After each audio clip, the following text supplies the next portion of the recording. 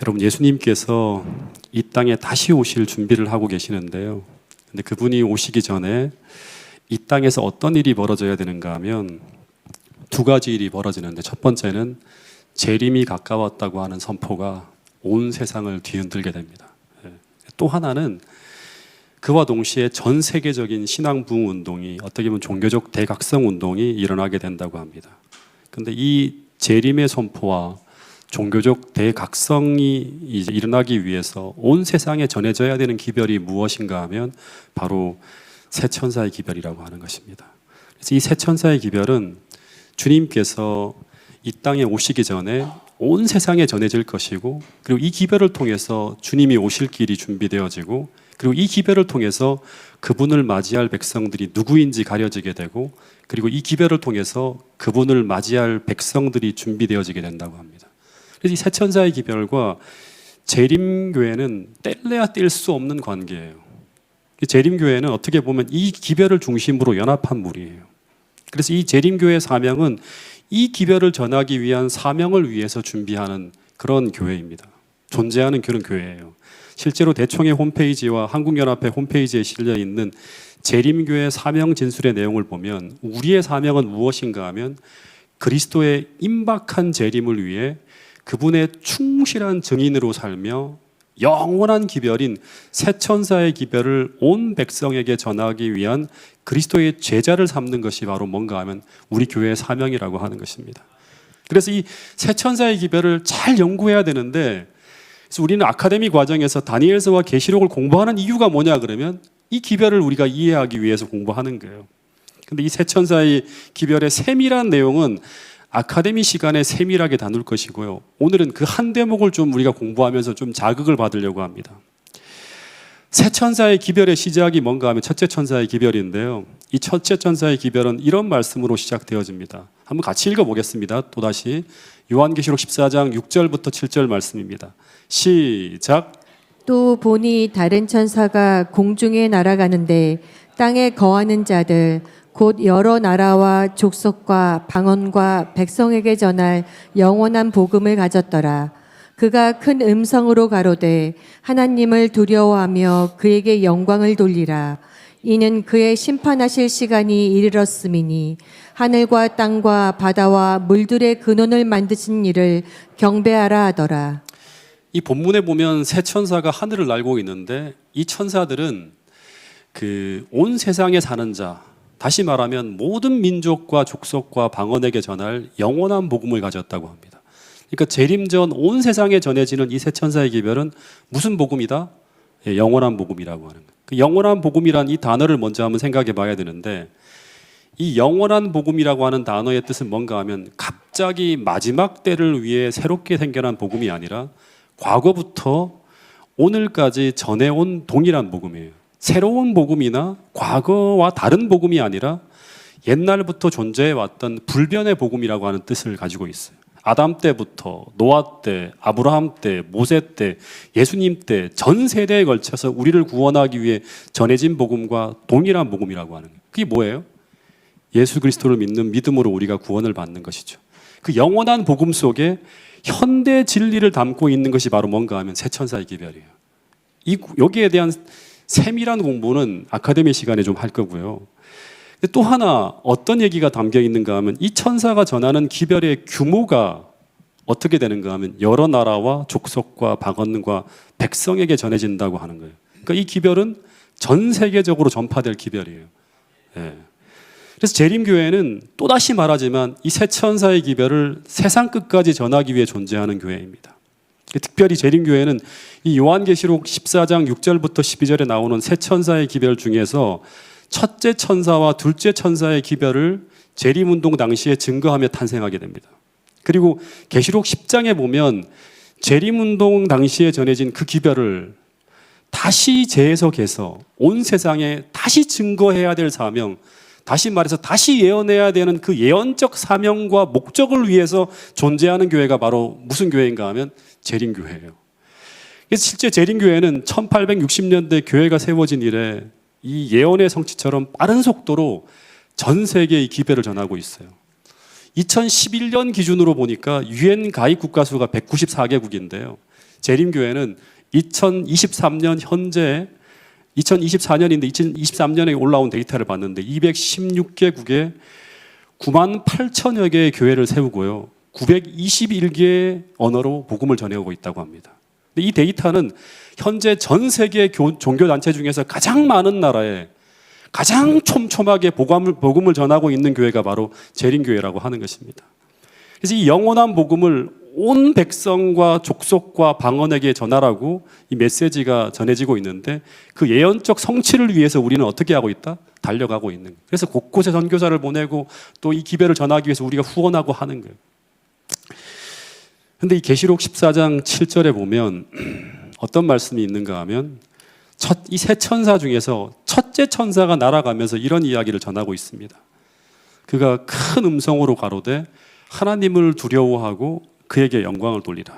그러니까 세 천사의 기별에 처음에 등장하는 말씀이 뭔가 하면 하나님을 두려워하라고 하는 거예요. 근데 왜 이 천사들은 주님이 오시기 직전에 온 세상을 향해서 이런 말씀을 전하고 있는 것일까 하는 거예요. 여러분, 지금 세상 돌아가는 모습을 보면 오늘날 이 세상은 하나님을 전혀 두려워하지 않는 세상입니다. 하나님의 존재하심을 완전히 부인하고 하나님이 우리 마음에 새겨놓은 이 율법을 완전히 무시하고 짓밟고 완전히 죄된 욕망이 흘러가는 대로 이끌려 살아가고 있는 시대가 이 마지막 시대예요. 그래서 흉악한 범죄가 난무하고 도저히 인간이면 저지를 수 없는 범죄들이 도처에 난무하고 있는데, 그런데 진짜 제가 하나 주목하게 되는 게 뭐냐 그러면 성경에 보면요, 하나님이 정말 이제 더 이상 참을 수 없는 그 마지막 한계선을 넘어가는 모습 중에 하나로 벌어지고 있는 것이 무엇인가 하면 바로 동성애의 확산입니다. 한 20년 전에요, 뉴욕타임즈에 아주 놀라운 그림이 하나 실렸습니다. 이 그림은 어떤 초등학생이 미술 시간에 가족의 모습을 그리라고 하는 이제 그 과제를 갖고 그렸는데 성인 남자 둘 사이에 한 아이가 서 있는 그림이었어요. 이 그림이 뉴욕타임즈의 특종으로 다루어진 그림인데, 그러면서 이 동성애 부부에게 입양된 아이의 삶을 이렇게 기사로 내보냈는데 이 미국 전체가 경악할 정도의 특종 기사였다고 합니다. 즉 이 당시만 하더라도 동성애는 세상에서 터부시되고 금기시되는 그런 죄악이었습니다. 근데 지금 미국은 수십만 명의 동성애자들이 대낮에 공개적으로 뉴욕 번화가에 행진하면서 자신이 동일한 사회인이라고 하면서 우리를 인정해달라고 하는 그런 시위를 막 벌이고 있습니다. 우리나라도 마찬가지죠. 근데 여러분, 지금 전 세계 동성애자가 얼마나 될까요? 우리가 생각하는 것보다 훨씬 더 많은 사람들이 동성애자입니다. 예일대에서 발표한 자료를 제가 봤는데 전 세계 인구의 한 7% 정도입니다. 그러니까 양성애자하고 성전환자를 포함해서 전 세계 7%, 한 5억 명 이상이 정도가 이제 이 동성애자라고 하는 것입니다. 이 사람들이 이제 자신을 숨기는 게 아니라 드러낼 뿐만 아니라 더하기 숫자가 급격하게 늘어나고 있습니다. 굉장히 빠른 속도로 늘어가고 있습니다. 그러면서 어떤 일이 벌어질까요? 정치적 영향력이 굉장히 커지고 있고, 그러면서 이제 정치인들이 이들의 눈치를 보기 시작하는 거예요. 왜냐 그러면 어마어마한 숫자니까. 이 사람이 누군가 하면 우리나라에서 그 동성애 커플로서 첫 번째 동성애 커플로 탄생한 사람인데 2013년도예요. 근데 이 사람의 결혼식에 하객이 얼마나 몰렸는가 하면 1,000명이 몰렸어요. 근데 그 중에는 이름만 들으면 다 알만한 유력한 정치인들이 다 이 자리에 참석합니다. 그리고 이름만 들으면 다 알 수 있는 유명한 연예인들이 대거 공개적으로 참석해서 이들의 결혼을 축하해 주었다고 합니다. 이것은 무엇을 의미하는가 하면 이제 동성애는 지식인에게 이르기까지 광범위하게 퍼져가고 있고요. 그러니까 사회의 오피니언 리더들이 다 여기에 같이 동참하고 있고, 그리고 이제는 동성애를 인정하지 않으면 지식인 취급을 받지 못하는 분위기가 사회적으로 만들어지고 있다고 하는 걸 보여주는 모습이에요. 근데 심지어 프란치스코 교황도 어떤 얘기를 했는가 하면 동성애는 범죄가 아니라고 언급했습니다. 그 이유는 뭔가 하면 만일 동성애자인 누군가가 선한 의지를 갖고 신을 찾는다면 내가 어떻게 그를 심판할 수 있겠느냐라고 말했다고 합니다. 너무나 폼나는 이야기를 말해주었죠. 여러분, 성경에 보면 분명히 사도 바울은 로마서 1장 26절부터 27절에 보면 분명히 동성애를 죄라고 명시하고 있고요. 그리고 누가복음 17장 28절부터 30절에서 예수님은 분명히 어떤 말씀을 했는가 하면 인자의 때는 롯의 때와 같을 것이라고 말씀했는데, 그런데 창세기 19장에 보면 이 롯의 때에 어떤 일이 벌어지고 있었는가 하면 창세기 19장에 보면 당시 하나님은 모세에게 당시 소돔 사람들이 왜 멸망받을 수밖에 없는지 그 멸망 전날에 벌어진 모습을, 죄악의 모습을 쫙 보여줍니다. 그런데 그것이 바로 뭔가 하면 성적 타락이 극에 달해가면서 나타나고 있는 한 모습이었는데, 그것이 바로 뭔가 하면 그 마을 사람들이 물온대소하고 모든 이 작은 자나 큰 자나 수많은 사람들이 이 동성애 장면을 즐기려고 롯의 집의 주변에 몰려온 거예요. 근데 여러분, 지금 세상은 누가복음 17장에서 주님께서 말씀하신 것처럼 인자의 때가 롯의 때와 같을 것이라고 하는 말씀처럼 완전히 소돔과 고모라처럼 변해가고 있는데, 그런데 문제는 이제 이 종말적인 죄악인 이 동성애가 어디까지 들어오고 있는가 하면 교회 안까지 빠르게 번져 들어오고 있다고 하는 사실입니다. 이미 미국 교회에서는요, 오래전부터 동성애를 인정해주고 있고요. 심지어 동성애자들에게 침례도 베풀고요. 그리고 집사와 장모의 직분을 줄 뿐 아니라 심지어 동성애자를 성직자로 임명하는 일까지 벌어지고 있습니다. 왜 그런지 아세요? 동성애를 더 이상 죄가 아니라 다름으로 인정하기 시작했기 때문이라고 하는 것입니다. 이게 하나의 큰 이슈가 됐는데 2017년 미국 감리교회에서 동성애자인 성직자가 목사로 안수받는 일이 벌어지면서 큰 논란이 벌어졌는데요. 근데 올해 5월 1일에 벌어진 일입니다. 막 논란 중에서 하나의 결정이 됐습니다. 미국 연합감리교회에서 동성애자도 목사 안수를 받을 수 있다는 교회법을 압도적으로요, 한 600 몇 표하고 70 몇 표로 해서 압도적인 찬성으로 통과가 되어집니다. 여러분, 지금 이런 흐름은 세상의 대세입니다. 시간이 지나가면 모든 교회들이 다 동성애자를 교회 안에 받아들이는 일이 벌어질 것입니다. 그러면서 종말적인 죄악이 세상과 교회까지 완전히 지배하는 일이 벌어질 것이라고 하는 거예요. 동성애자를 우리가 사랑할 수는 있지만 그 죄를 버려야 됩니다. 죄로 인정해야 됩니다. 근데 죄로 인정하지 않는 일이 벌어지고 있다고 하는 것입니다. 근데 이런 하나님을 두려워하지 않는 세상을 향해서 우리가 전해야 될 기별이 무엇인가 하면 그것은 바로 하늘에 하나님이 계신다고 하는 사실뿐만 아니라 하나님을 두려워하고 그분에게 영광을 돌려야 된다고 하는 기별을 이 타락한 세상에 전해야 될 사명을 부여받은 교회가 무슨 교회다? 재림교회라고 하는 사실입니다. 그런데 그렇게 해야 될 이유가 무엇인가 하면 바로 그분의 심판하실 시간이 이르렀기 때문이라고 하는 것입니다. 그런데 요한계시록 14장 6절에 보면 이 기별을 어떻게 전해야 되는가 하면 큰 소리로 전해야 돼요.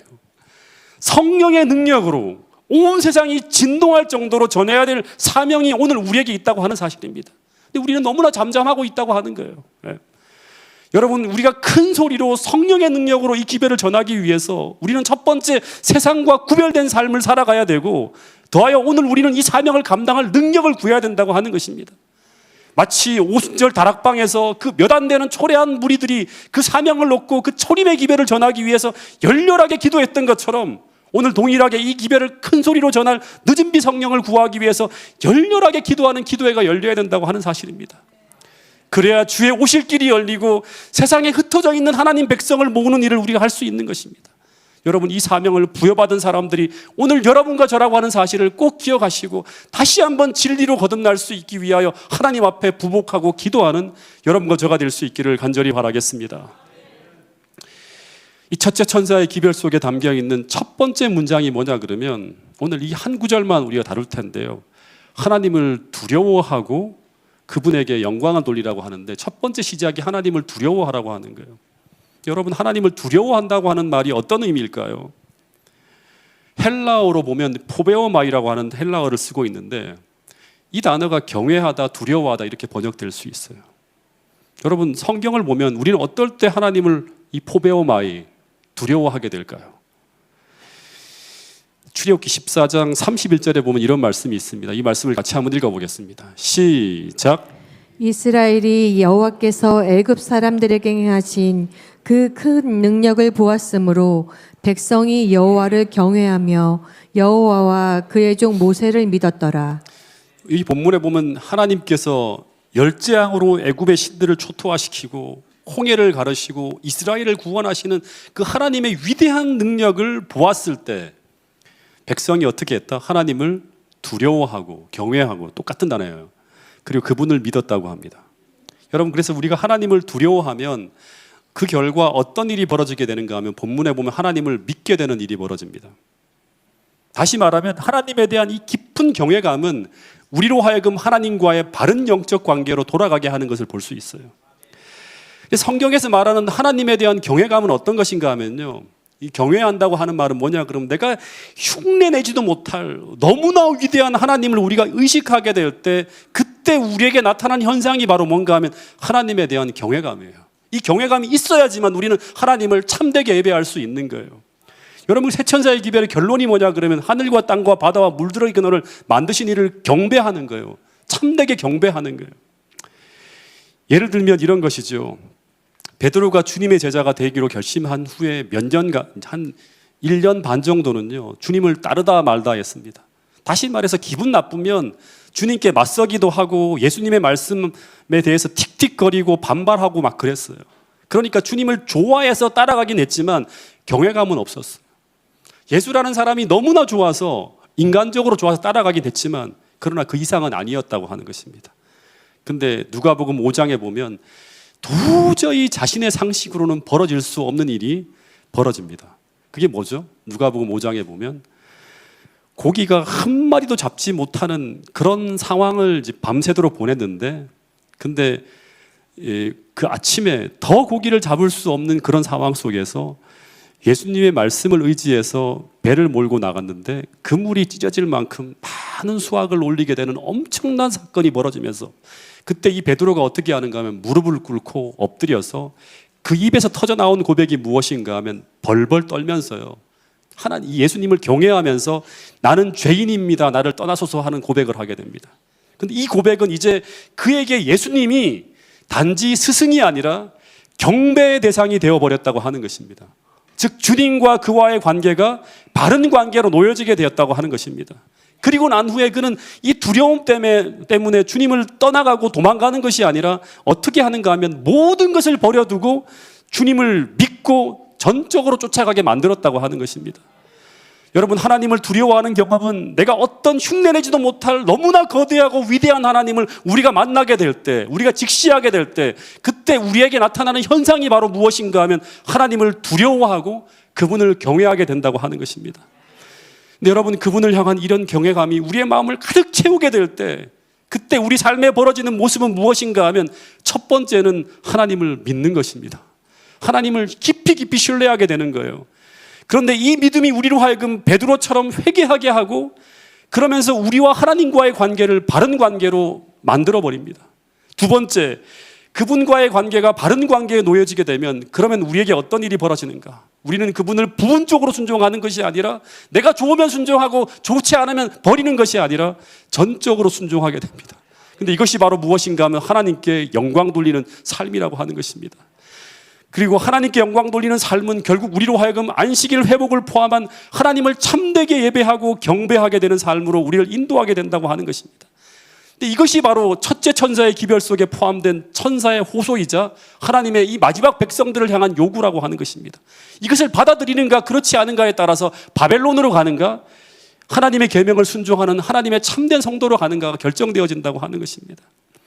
여러분, 그래서 이 믿음이 어떤 믿음인가 하면 바로 요한계시록 14장 12절에서 말하는 종발에 하나님을 경외하는 자들에게 나타나는 예수에 대한 믿음입니다. 여러분, 이 믿음이 우리 안에 담겨져야 우리는 베드로처럼 그가 가진 모든 것을 버려두고 주님을 따르게 되는 것처럼 우리는 어린 양이 어디로 인도하든지 따라가는 하나님의 참된 백성으로 거듭나게 된다고 하는 것입니다. 그래서 이 경외감은 첫째, 인간의 모든 교만을 꺾어버리고 두 번째, 우리로 하여금 원래 우리가 있어야 할 자리로 참되게 돌아가게 합니다. 첫째 천사의 기별은 하나님이 어떤 분인지를 바르게 인식하고 그분과의 관계를 바르게 하라는 호소예요. 왜냐하면 그분의 심판하실 시간이, 예수님이 재림하실 시간이 도래했기 때문이라고 하는 것입니다. 제가 군에 있을 때 제가 태권도 심사를 앞두고 후임병들을 지도하며 훈련시키고 있었는데요. 근데 그 후임병 중에 한 친구가 용인대 체육학과를 다니던 학생이었어요. 근데 이 친구가 뭐 이제 자기가 들어오면 이제 자기를 신상을 얘기하는데 그냥 헛들었어요. 제가 그 얘기를 잘 안 들었어요. 왜냐하면 이 친구가 키가 쬐매한 데다가 굉장히 왜소해서 그 친구가 그런 유단자인지 몰랐어요. 제가 먼저 승단을 했기 때문에 제가 후임병들을 쭉 이제 태권도를 지도했어요. 그 이 친구의 발차기와 이게 뭐 품새가 좀 나오지만 항상 이제 고창을 어떻게 해야 될까? 야, 다리 좀 똑바로 해. 그래서 이렇게 하고 그다음에 품새는 이렇게 하는 거야 하면서 막 교정해주고 야단을 좀 쳤어요. 왜냐하면 너무나 힘이 없어 보이고 허약해 보였기 때문에. 근데 이 조그만 친구가 이제 승단 심사를 보게 되는데 발차기와 품새를 단번에 탁 통과하는 거예요. 그리고 겨루기를 하는데 이 녀석이 자기 차례가 되었는데 근데 이 친구의 상대가 그 친구보다 한 10cm, 제가 볼 때 15cm 이상 더 컸을 거예요. 아주 큰 친구와 맞붙게 되었습니다. 그래서 처음에는 야, 이 친구가 굉장히 고전하겠다는 생각을 했어요. 근데 시작과 동시에 이 친구가 어떻게 하는가 하면 거침없이 막 달려가는 거예요. 근데 상대 앞으로 탁 붙자마자 어떤 일이 벌어지는 건 머리가 완전히 안으로 쫙 빠지면서요. 몸이 같이 붕 떠요. 풍차 돌기라면서 휙 도는 거예요, 한 바퀴를. 그런데 갑자기 이 친구의 발이 상대의 얼굴에 정확하게 탁 맞추면서 마치 영화에서처럼 상대편의 얼굴에 먼지가 폭 나는 거예요. 왜냐 그러면 겨루기를 이런 체육관이 아니라 연병장에서 맨발로 했기 때문에 그 발에 먼지가 묻어서 퍽 소리와 함께 먼지가 얼굴에 확 날리는 거예요. 그러더니 이 10cm 이상 큰 친구가 땅바닥에 그냥 그대로 기절하며 쓰러졌어요. 그것을 보자마자 연병장에 있던 모든 사람들이 하는 소리와 함께 넋이 나간 거예요. 그러면서 이 친구가 확 주목이 되면서 도대체 이 친구가 누구인지 더 세밀하게 알아보기 시작합니다. 알고 봤더니 이 친구가 용인대 태권도과를 전공하는 학생이었고 태권도 5단이라고 하는 거예요. 그 후부터 어떻게 됐을까요? 저는 그 친구 앞에서 태권도에 대한 지도와 가르침은 물론이고 태권도의 태자도 못 꺼내고 이 친구 앞에 서면 무조건 이 친구의 지도를 받는 거예요. 야, 심의병 이렇게 하는 게 맞냐? 한번 시범 좀 보여줄래? 하는 식인 거예요. 더 이상 잘난 체 하지도 못하고 그 친구 앞에서 내 의견을 내세우지도 못하는 거예요. 왜냐하면 너무나 압도적인 차이를 제가 봤기 때문이에요. 다시 말해서 우리가 하나님을 두려워한다고 하는 것은 기존의 하나님에 대한 우리의 인식을 완전히 바꾸어 버릴 만큼 우리가 흉내도 내지 못할 어떤 압도적인 위대함을 우리가 인식하게 될 때 그때 우리에게 나타나는 반응이 뭔가 하면 하나님에 대한 경외감이라고 하는 것입니다. 이 경험은 첫 번째, 또다시 말하지만 우리를 겸비하게 하며 그러면서 우리와 하나님과의 관계를 바른 관계에 놓여지게 만듭니다.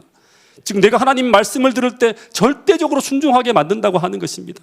그것이 바로 하나님께 영광을 돌리는 삶이라고 하는 것입니다. 또 하나, 이 계시록 1장 17절에 보면 이 포베어마이라고 하는 용례를 쓰는 한 구절이 등장하는데 이때 요한이 밤모섬에서 큰 궁핍과 환난 중에 둘러싸여서 낙심하고 근심하며 두려워하는 가운데 놓여져 있었습니다. 근데 이때 요한이 주의 날에 안식일이죠. 예수님을 이상 가운데 바라봅니다. 근데 그 결과 요한은 이 주님을 두려워해서 포베오마이 하면서 엎드려집니다. 근데 요한이 그 전에 그가 보아온 예수님은 너무나 사랑스럽고 친밀한 인간 예수님이었습니다. 근데 이때 그가 바라본 예수님은 신성이 충만한 하나님이었어요. 근데 이런 하나님의 영광에 둘리워 있는 그 예수님을 바라보게 되었을 때 그때 이 요한은 너무나 두려워서 몸이 썩는 듯하고 숨을 쉴 수조차 없는 그분에 대한 경외감에 압도되어집니다. 거의 죽을 것 같은 경험을 하는 거예요. 그런데 그분 앞에서는 이 두려운 경험을 하고 난 후에 요한에게는 어떤 변화가 일어나는가 하면 이 예수님에 대한 경외감이 그의 마음에 가득 차자 그동안 그의 마음을 두렵게 하며 그를 위협해오던 모든 세상적 두려움이 사라졌다고 하는 것입니다. 다시 말해서 그가 예수님을 두려워하게 되자 그는 더 이상 세상을 두려워하지 않는 자로 거듭나게 됩니다. 여러분, 오늘 우리가 예수님의 메신저가 되려면 오늘 우리가 정말 세상에서 주의 오심을 다시 예언하는 예언자로 거듭나려면 우리는 세상을 두려워하지 않는 자로 거듭나야 된다고 하는 것입니다. 그런데 어떻게 우리에게 그런 일이 벌어질 수 있는가? 여러분, 시대의 소망에 보면 이런 글이 있습니다. 그 광야에서 평생을 이 메시아의 길을 준비하기 위해 기별자로 준비하던 침례 요한에 대한 이야기인데요. 그는 오늘 우리가 다니엘과 계시록을 밤낮으로 보는 것처럼 이사야서를 밤낮으로 연구했다고 합니다. 그런데 맨눈으로 메시아의 영광을 보지 못했지만 그 광야에서 그가 조용한 시간 이사야서를 통해 계시된 말씀을 통해서 메시아를 묵상하고 또 묵상하며 나갈 때 그때 이 침례 요한의 마음에는 메시아에 대한 영광이 그의 마음에 가득 차게 됩니다. 그리고 나온 그 다음에 기록을 보면 이거예요. 제가 진짜 수도 없이 읽어보는 말씀인데요. 그는 아름다우신 왕을 바라볼 때 어떻게 되었다? 자신을 잊어버렸다고 합니다. 너무나 압도적인 거예요. 그는 거룩하신 위엄을 바라보고 자기의 부족과 무가치함을 느꼈다. 사도 요한과 비슷한 경험이죠. 그 다음 그는 하나님을 바라보았기 때문에, 그 위대함을 바라보았기 때문에, 하나님을 경외하게 되었기 때문에 사람을 두려워하지 않고 하늘이 보낸 기별자로 나갈 준비가 되어 있었다. 그는 만왕의 앞에 숙여 경배하였으므로 세상의 군주들 앞에 두려움 없이 곧게 설 수 있었다. 시대소망 103페이지에 있는 말씀이에요. 여러분, 이 침례 요한을 세상의 그 어떤 군주들 앞에서도 두려움 없이 곧게 설 수 있게 만들 수 있었던 것은 무엇인가 하면, 그가 이 하나님의 위대함과 이 영광을 무엇을 통해? 말씀을 통해 보았기 때문이라고 하는 것입니다. 이 하나님의 위대함과 영광을 말씀을 통해 보았기 때문에 그는 하나님을 두려워하게 되고, 이 하나님에 대한 두려움은 세상에 대한 두려움을 어떻게 했다? 사라지게 만들었다고 하는 것입니다. 여러분, 이 말씀은 계시록 14장에 등장하는 종말을 살아가는 당신의 백성들에게 왜 주님은 하나님을 두려워하라고 말씀하시는지 그 이유를 분명히 알게 합니다. 그 이유는 바로 무엇인가 하면, 오늘 우리가 하나님을 두려워해야지만 우리는 마지막 때 온 세상을 지배하는 그 세력이 우리에게 짐승의 표를 강요할 때, 그 두려운 일이 벌어질 때, 그때 우리는 그 짐승을 두려워하지 않고 그 짐승의 표를 거부할 수 있는 힘과 용기를 얻게 된다고 하는 것입니다. 즉, 이 짐승의 두려움을 이겨내야지만 우리는 하나님께 영광을 돌리며 끝까지 하나님을 경배하는 자로 설 수 있다고 하는 사실입니다. 마치 다니엘의 세 친구처럼 그 풀무불의 위협 속에서도 하나님을 경배하며 느부갓네살의 강요와 위협을 이겨낼 수 있었던 이유는, 그들은 이 느부갓네살과는 비교할 수 없을 만큼 위대한 하나님을 그는 알고 있었고 바라보고 있었기 때문에 그들은 그 짐승의 그런 이 느부갓네살의 위협을 거부할 수 있었다고 하는 것입니다. 여러분, 그런데 마지막으로, 이 마지막 시대 이 새 천사의 기별을 전해야 될 여자의 남은 자손들인 우리들도 마지막 시대 똑같이 용이 바다 모래와 같은 어마어마한 무리로 압도적인 두려움을 가지고 우리를 공격해 올 때, 그때 우리를 구원하기 위한 하나님의 첫 번째 전략이 무엇인가 하면 첫째 천사의 기별 속에 담긴 복음입니다. 그것은 바로 눈에 보이는 세상의 두려움이 아니라 이보다 훨씬 더 큰 존재이신, 이 모든 존재를 압도하고도 남을 그 위대한 하나님을 바라보고 그 두려움을 이겨내라고 하는 그런 기별인 것입니다. 여러분, 기억하시기 바랍니다. 우리 하나님은 끝도 없는 사랑이 되어 다가오시기도 하지만 또 한편으로는 두려울 만큼 위대하고 거룩한 분으로 다가온다고 하는 사실이에요. 우리 하나님이 얼마나 거룩한 분이시고 얼마나 위대한 분이시고 얼마나 영광스러운 분이신지 우리가 알고 그 의식이 우리를 지배하고 있어야지만 우리는 세상을 이길 수 있다고 하는 사실을 우리 모두가 기억할 수 있게 되기를 간절히 바라겠습니다. 제게 우리 아버지는요, 사랑이 많으신 분이시지만 그러나 제가 함부로 대할 수 없는 권위를 가지고 계신 분이었어요. 이 아버지의 말은 늘 제가 무겁게 들었습니다.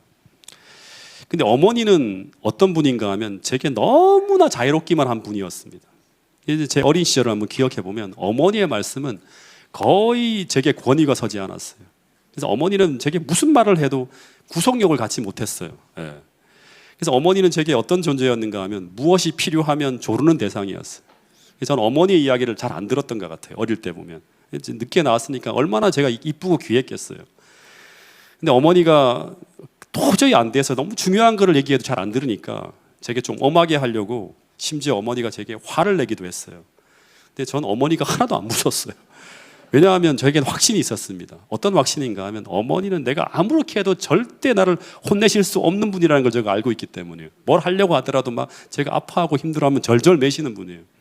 당시 저는 어머니가 끔찍히 저를 사랑하는 것은 알지만 이상하게 어머니의 말은 제가 별로 주의 깊게 듣지 않았던 것 같아요.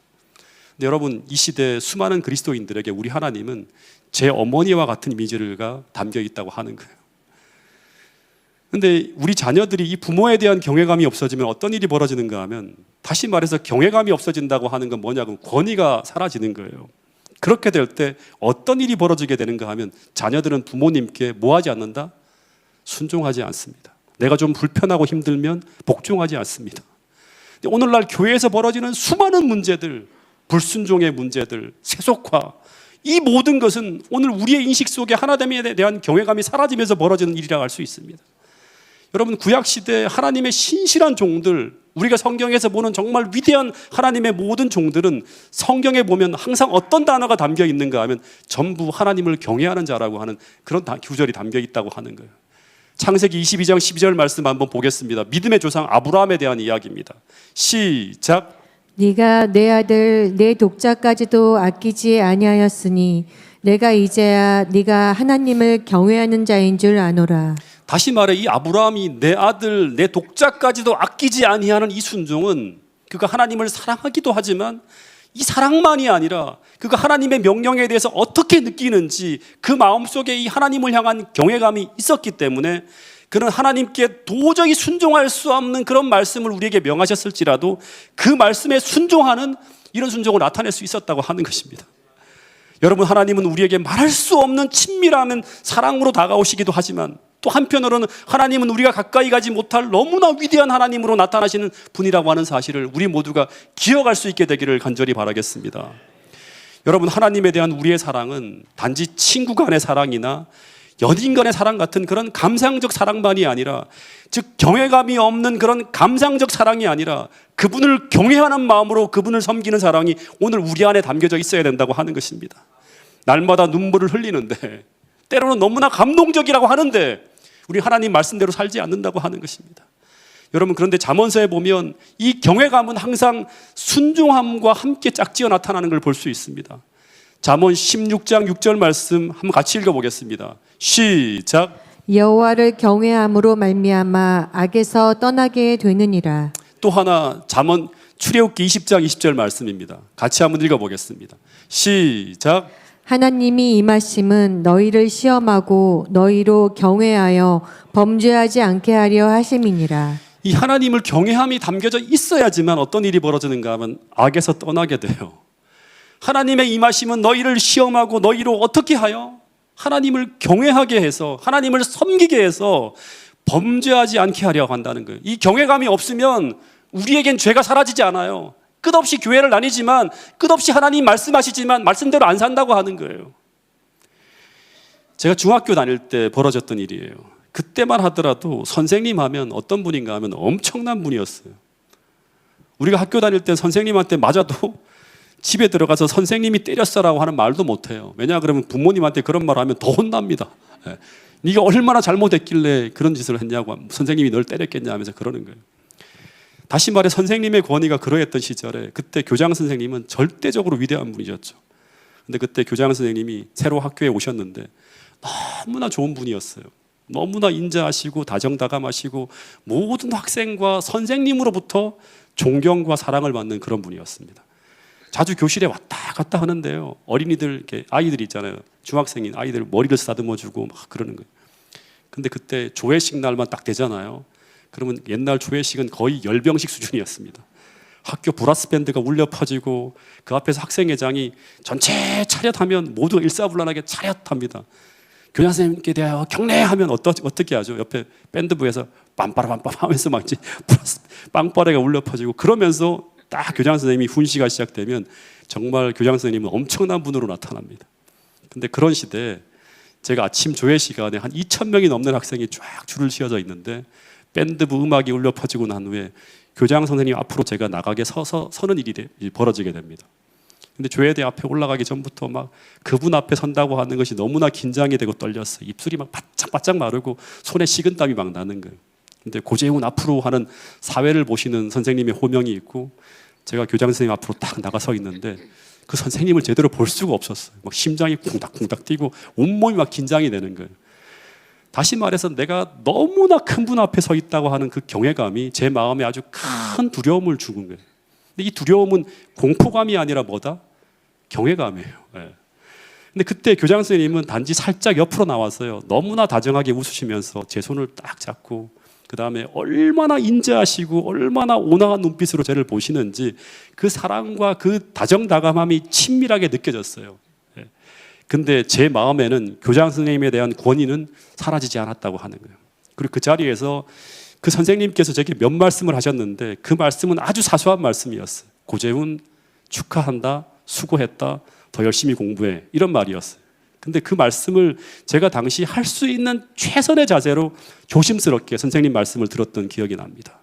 여러분 요한계시록 14장 7절에 보면 어떤 말씀이 있는가 하면 하나님께 영광을 돌리라고 할 때 이 영광이라고 하는 말은 헬라어로 가보트라고 하는 단어를 사용했는데 재림교의 아주 권위 있는 유대인 학자인 이 자크 듀캉이라는 분은 이 단어에는 무거움이라고 하는 개념이 들어있다고 하는 거예요. 굉장히 공감이 되는 그런 말씀이었어요.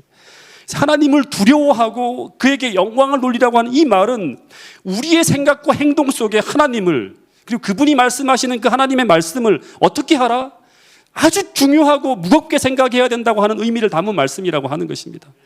다시 말해 마지막 시대 하나님의 참 백성들은 그분의 말씀이 거절할 수 없는 무게로 무겁게 우리 마음에 들려져야 된다고 하는 것입니다. 그래야지만 우리는 우리를 생명의 길로 인도하는 그 말씀이 제시될 때 우리는 순종하며 나갈 수 있다고 하는 거예요. 아브라함처럼 갈 바를 알지 못하지만 달려갈 수 있는 순종이 나타난다고 하는 것입니다. 오늘날 신앙인들이 하나님을 너무나 가볍게 생각하고 너무나 경솔하게 인식하고 있기 때문에 하나님에 대한 이 경외감이 없기 때문에 우리 신앙이 너무나 피상적이고 위선적인 신앙의 형태가 나타나고 있다고 하는 것입니다. 근데 이 경외감이 사라지는 가운데 우리 신앙에 가장 타격을 받는 부분이 어떤 부분인가 하면 바로 하나님께 드려지는 예배예요. 이 예배를 드려도 하나님의 임재의식이 없기 때문에, 경외감이 없기 때문에 너무나 피상적으로 예배를 드린다고 하는 거예요.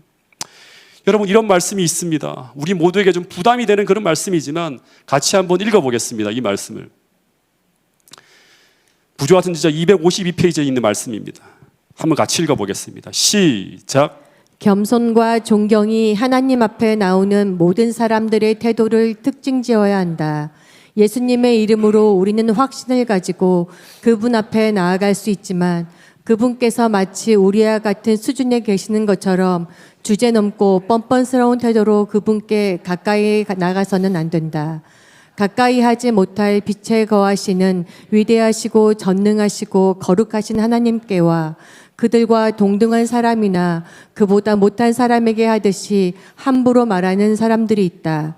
지상의 통치자의 아련실에서도 감히 하지 못할 행동을 하나님의 집에서 하는 사람들이 있다. 이런 사람들은 그들이 스랍들이 경배하고 하늘의 천사들이 그분 앞에서 얼굴을 가리우는 분의 면전에 있다는 것을 기억해야 한다. 여러분, 우리가 하나님 앞에 나온다고 하는 것은 뭐냐 그러면 하나님의 아련실 앞으로 나오는 거예요. 너무너무 위대한 분 앞에 우리가 서는 거예요. 그분 앞에 우리가 경배하고 기도하고 찬양하고 말씀을 듣는다고 하는 것입니다. 여러분, 성경에 보면 모든 하나님의 백성들이 하나님을 만나게 될 때, 즉 그분의 임재의식을 느끼게 될 때 모두들 깊은 경외감으로 하나님 앞에 섰다고 하는 것입니다. 근데 만약 이 경외감이 없다면 우리의 기도도 우리의 찬양도 대단히 경솔하게 드려질 것이고 우리가 드리는 이 예배도 대단히 피상적이고 형식적인 예배를 드리게 될 것이라고 하는 것입니다. 그래서 아무리 오랫동안 예배를 드려도 예배의 흔적이 우리 삶에 나타나지 않는 거예요. 아무리 거룩한 말씀을 들어도 우리가 그 말씀이 우리 마음속에 담겨지지 않는 거예요. 여러분이 하나님에 대한 인식이 새롭게 되기를 간절히 바라겠습니다. 그분이 어마어마한 사랑으로 우리를 사랑하시지만 그분이 얼마나 위대한 분이신지에 대한 자각이 우리에게 있어야지만 우리는 마지막 시대에 거룩한 성도로 살 수 있다고 하는 사실을 기억할 수 있게 되기를 간절히 바라겠습니다. 출애굽기 33장 18절에 보면 이런 말씀이 있어요. 모세가 하나님의 영광을 보여달라고 하는 장면이 나옵니다. 근데 이때 하나님이 뭐라고 하는 건 넌 이것을 보면 살 수 없다고 하시면서 바위 뒤에 모세를 숨기시고요, 이 모세에게 자신의 뒷모습만 살짝 보여주시는 장면이 나옵니다. 그때 이 모세는 바위 뒤에 숨어서 하나님의 등만을 봅니다. 그때 모세는 차마 눈을 뜨고 볼 수 없을 만큼 찬란한 하나님의 영광을 보게 됩니다. 다니엘이 보았고 이사야가 보았고 요한이 보았고 바울이 보았던, 우리가 보면 죽을 수밖에 없는 그 위대한 영광을 어디서 보는가 하면 바위 뒤에서 바라보면서 아주 깊은 감동 속에 머물고 있을 때 그때 하나님을 찬양하는 노래가 하늘로부터 들려옵니다. 이 하나님이 말씀하시면 실제로 찬양의 노래예요. 그 찬양의 가사는 뭔가 하면 여호와로라 여호와로라 자비롭고 은혜롭고 노하기를 더디하시는 그 하나님을 찬양하는 노래예요. 근데 이 노래는 그가 위대한 하나님을 보고 난 후에 그가 느끼게 되는 감정을 노래하는 것이었어요. 이 노래를 들으면서 깊은 감동을 받습니다. 저런 위대한 분이 이런 벌레만도 못한 인간을 위해 이 광야까지 내려오셔서 그 죄인들을 인도하시고 또 용서하시고 그들과 대화하시고 하시는 그 모습을 그가 쭉 생각하면서, 그러면서 이 위대한 영광을 그가 볼 때 모세는 비로소 이런 하나님이 이 천상의 찬양대가 노래하는 그 가사처럼 자비롭고 은혜롭고 노하기를 더디하시는 분이라고 하는 이 의미가 어떤 의미인지를 깊이 공감하며 찬양을 함께 부를 수 있었습니다.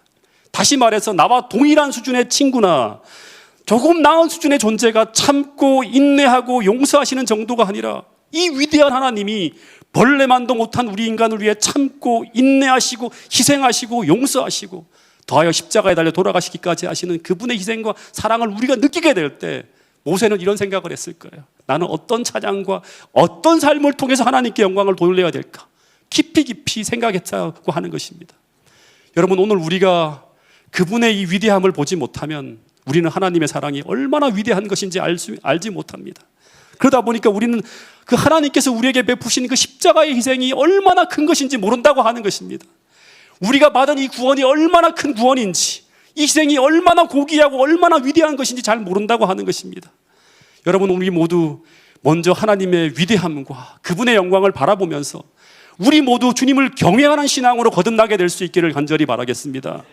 이 거룩한 경외감이 우리 모두를 뼛속 깊이 우리 자신을 무가치한 존재로 다시금 느끼게 만들 정도로 우리를 변화버리게 만들고 오로지 하나님께만 영광 돌릴 수 있는 그런 존재로 우리를 거듭나게 할 수 있게 되기를 간절히 바라겠습니다. 그래서 평생 어린 양이 어디로 인도하든지 따라가는 그분과 동행하는 삶을 살 수 있게 되기를 간절히 바라겠습니다. 이 성경 구절 2절만 읽고 말씀을 드리도록 하겠습니다. 시편 111편 10절 말씀입니다. 시작. 여호와를 경외함이 지혜의 근본이라. 그의 계명을 지키는 자는 다 훌륭한 지각을 가진 자이니. 여호와를 경외하는 것이 어떻게 만든다? 계명을 지키는 자로 만든다고 하는 거예요. 또 하나의 말씀입니다. 시편 119편 63절 말씀입니다. 시작. 나는 주를 경외하는 자들과 주의 법도를 지키는 자들의 친구라. 주를 경외하는 자들은 주의 법도를 지킨다고 합니다. 이 두 말씀은 주를 경외하는 자는 주님과 동행하는 자로 서게 되고, 주님과 동행하는 자는 어떻게 사는가 하면 옛날 에녹이 그랬듯이, 모세가 그랬듯이, 노아가 그랬듯이 그분의 기별자로 서게 됩니다. 여러분, 이 마지막 때 우리가 서 있는 이 자리가 하나님께 영광을 돌리며 그분을 경배하며 그분과 동행하는 자로 서게 만드는 그런 자리라고 하는 사실을 꼭 기억하시면서 정말 오늘 첫째 천사의 기별이 모든 성도들의 마음속에 깊이 담길 수 있기를 간절히 바라면서 오늘 말씀을 줄이도록 하겠습니다.